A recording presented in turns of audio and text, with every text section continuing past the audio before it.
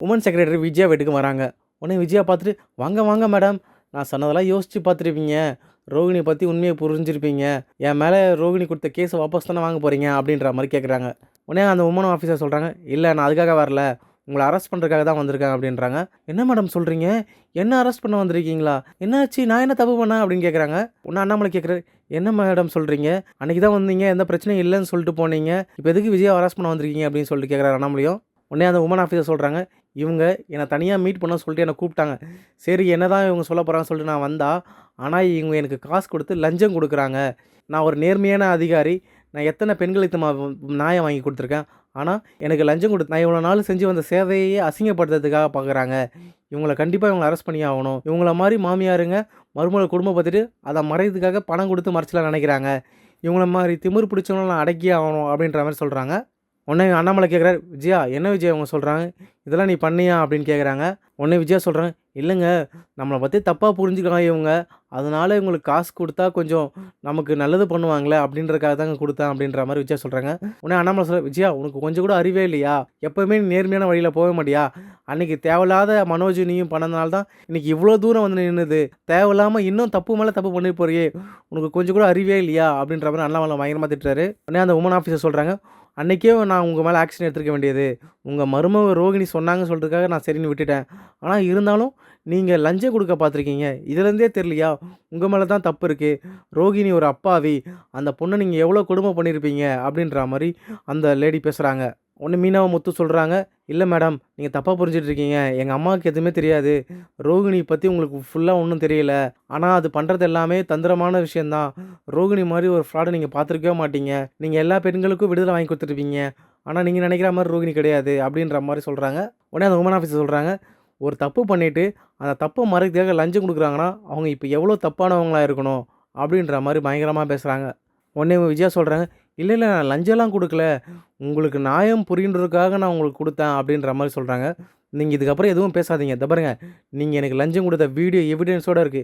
இத நான் கோர்ட்ல காமிச்சேன்னா, உங்களுக்கு எவ்வளோ நாள் ஜெயில் கிடைக்கும்னு எனக்கு தெரியாது. நீங்க இப்போ உங்கள இப்பவே நான் போலீஸ் ஸ்டேஷனுக்கு கூட்டு போறேன்" அப்படின்னு சொல்லிட்டு விஜயாவ போலீஸ் ஸ்டேஷன்லேயே கூட்டு போறாங்க. உடனே இந்த சந்தோஷமான விஷயத்த சிந்தாமணி ரோகிணி கிட்ட போய் சொல்றாங்க. "கண்ணு, உனக்கு ஒரு சந்தோஷமான நியூஸ் சொல்லப் போறேன்" அப்படின்றாங்க. உடனே ரோகிணி கேட்குறாங்க, "என்ன ஆன்ட்டி சொல்றீங்க? என்ன சந்தோஷமான விஷயம்?" அப்படின்றாங்க. "உங்க மாமியார் விஜயா இருக்காங்கல்ல, அவங்கள போலீஸ் அரெஸ்ட் பண்ணி கூட்டு போயிட்டாங்க" அப்படின்றாங்க. உடனே ரோகிணி கேட்குறாங்க, "எதுக்கு? ஏன் அரெஸ்ட் பண்ணிட்டு போனாங்க?" அப்படின்ற மாரி கேட்குறாங்க. உடனே சிந்தாமணி சொல்றாங்க, "அங்க தான் என்னோட மாஸ்டர் பிளான் ஒண்ணு இருக்கு. உன்ன அந்த மனோஜும் விஜயும் அடிச்சாங்கன்னு சொல்லிட்டு உமன் ஆஃபீஸர் கம்ப்ளைண்ட் பண்ணல, அந்த உமன் ஆஃபீஸர் லஞ்சமே வாங்காத நேர்மையான ஆஃபீஸராம். நல்லா விசாரிச்சுட்டேன். நான் என்ன பண்ணேன்னா, விஜயா கிட்ட ரூ. 1,00,000 காச குடுத்து, அவங்ககிட்ட லஞ்சம் குடுத்தா, ரோகிணிக்கு எதிரா அவங்க சொல்லுவாங்க அப்படின்னு சொல்லிட்டு விஜயாவ ஏத்தி விட்டேன். அதே மாரி லூசு விஜயா அவங்க கிட்ட போயிட்டு லஞ்சம் குடுத்துட்டாங்க. அதையும் அந்த உமன் ஆஃபீஸர்கிட்ட நான் போட்டு விட்டுட்டேன். இப்போ மருமகள குடும்பப்படுத்துனதும் இல்லாம, இப்போ லஞ்சமும் குடுத்துருக்கீங்களான்னு சொல்லிட்டு விஜயாவ அரெஸ்ட் பண்ணே வச்சுட்டேன். இப்போ எப்படி என் ஐடியா?" அப்படின்னு சொல்லி சிந்தாமணி கேட்குறாங்க. ரோகிணி சொல்றாங்க, "இப்போ விஜயா ஆன்ட்டிய போலீஸ் ஸ்டேஷன்ல கூட்டு போயிட்டாங்கன்னா, இப்போ இன்னும் என் மேல கோவம் அதிகமா தானே ஆகும்?" அப்படின்ற மாரி கேட்குறாங்க.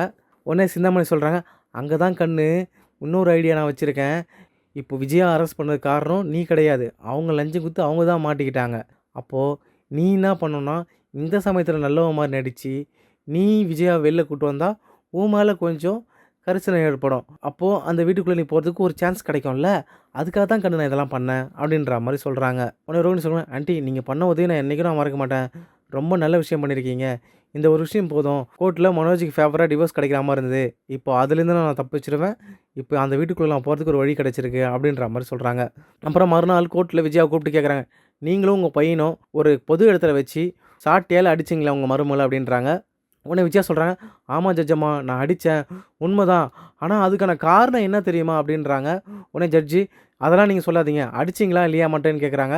உடனே விஜயா சொல்றாங்க, "ஆமா நான் அடிச்சது தப்பு தான். ஆனா அதுக்கான காரணம் என்னன்னு நீங்க கேட்டீங்கன்னா, நீங்களே அடிப்பீங்க அந்த ரோகிணிய" அப்படின்ற மாரி சொல்றாங்க. உடனே ஜட்ஜி கோவமாயிட்டு, "என்னது நானே அடிப்பேனா ஒரு பொண்ண?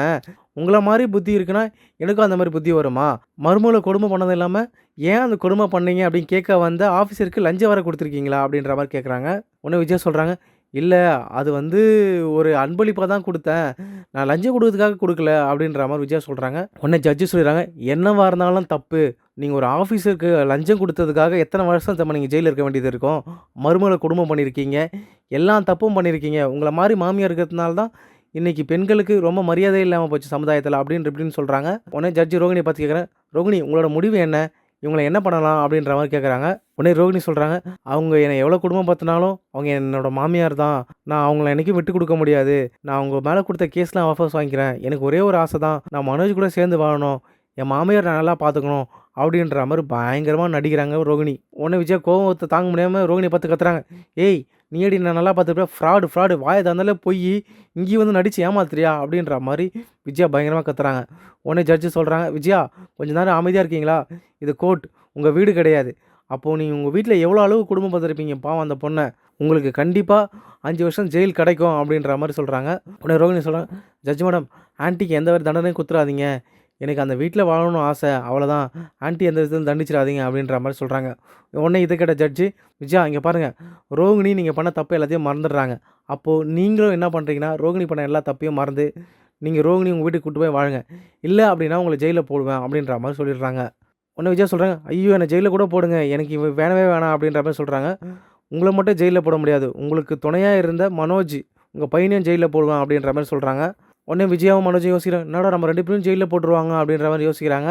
"உங்க வீட்டுக்கு உங்க மருமக வருவாங்க. நீங்க நல்லா பார்த்துக்கணும்னு சொல்லிட்டு ரோகிணி திரும்பவும் இந்த கோர்ட்டுக்கு வந்து சொன்னாங்கன்னா, உங்களுக்கு ஜெயில் கிடையாது. இல்லன்னா ஜெயில்ல நான் போட்டுருவேன்." அப்படின்னு சொல்லிட்டு தீர்ப்பு குடுத்துடுறாங்க. ரோகிணி இப்போ மாஸா விஜயா வீட்டுக்குள்ள என்ட்ரி குடுக்குறாங்க. இப்ப விஜயா என்ன பண்ணுவாங்க அப்படின்றத பார்க்கலாம்.